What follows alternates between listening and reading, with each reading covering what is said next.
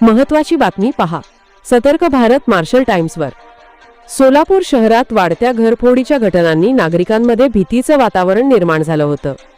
पण आता MIDC पोलिसांच्या धडाकेबाज कारवाईमुळे गुन्हेगारांचे धाबे दणाणलेत. MIDC पोलीस ठाण्याच्या गुन्हे प्रकटीकरण पथकाने 2 घरफोड्यांचे गुण उकलत सुमारे 2 लाख रुपयांचा ऐवज जप्त केला आहे.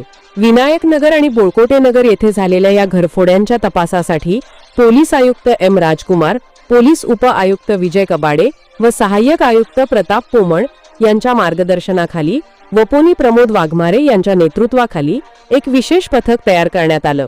1 ऑगस्ट 2025 रोजी पथकाने कोंड्याल शाळेजवळ सापळा रचत 2 संशयितांना अटक केली. चौकशीत त्यांनी गुन्ह्यांची कबुली दिली आणि त्यांच्या ताब्यातून सोनं चांदीचे दागिने हस्तगत करण्यात आले. ही केवळ अटकेची कारवाई नव्हे, तर नागरिकांच्या मनात पोलिसांविषयीचा विश्वास अधिक दृढ करणारा सामाजिक संदेश आहे. गुन्हे करणाऱ्याला कोणतंही ठिकाण सुरक्षित नाही.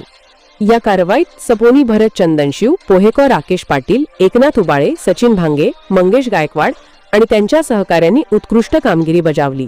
पोलिसांच्या या तत्पर आणि कार्यक्षम कामगिरीमुळे परिसरात पुन्हा एकदा शांततेचं वातावरण निर्माण झालं आहे. नागरिकांनी या यशस्वी कारवाईचं मनपूर्वक कौतुक केलं आहे. सुरक्षित रहा, पहा. सतर्क भारत मार्शल टाइम्स, पुणे.